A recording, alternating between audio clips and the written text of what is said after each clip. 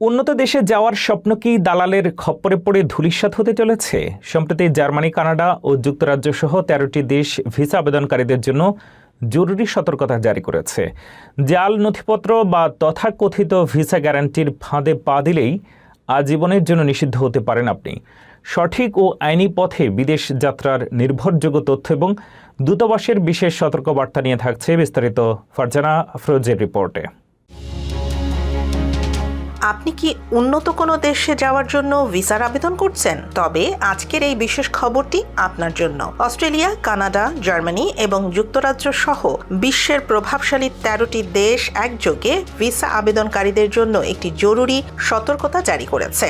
দালাল বা মধ্যস্থতা ভোগীদের খপ্পরে পড়ে ভুল পথে পা দিলেই আপনার বিদেশ যাওয়ার স্বপ্ন চিরতরে ধূলিসাৎ হতে পারে।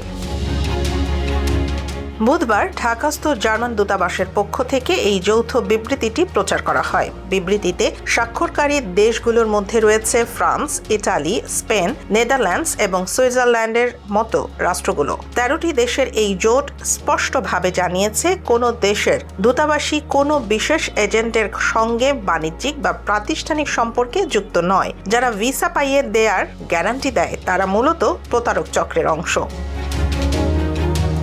আবেদনকারীদের কঠোরভাবে সতর্ক করা হয়েছে যেন তারা কোনোভাবেই জাল কাগজপত্র বা লাইসেন্সবিহীন এজেন্টের সহায়তা না নেন। এতে উল্লেখ করা হয়, ভিসা প্রক্রিয়ায় কোনো অসত্য তথ্য বা জালিয়াতির আশ্রয় নিলে আবেদনের সিদ্ধান্ত আসতে দীর্ঘসূত্রতা তৈরি হবে। শুধু তাই নয়, এর ফলে আর্থিক ক্ষতি, সীমান্তে প্রবেশে স্থায়ী নিষেধাজ্ঞা এবং সংশ্লিষ্ট দেশের আইন অনুযায়ী গুরুতর আইনি জটিলতার সম্মুখীন হওয়ার প্রবল ঝুঁকি রয়েছে।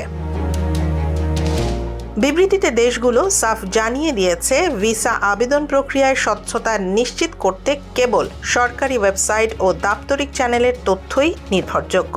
তাই প্রতারক চক্রের হাত থেকে বাঁচতে সরাসরি আইনি প্রক্রিয়া অনুসরণের বিকল্প নেই। মনে রাখবেন, একটি ছোট জালিয়াতি আপনার পাসপোর্টে আজীবনের জন্য কালো দাগ ফেলে দিতে পারে।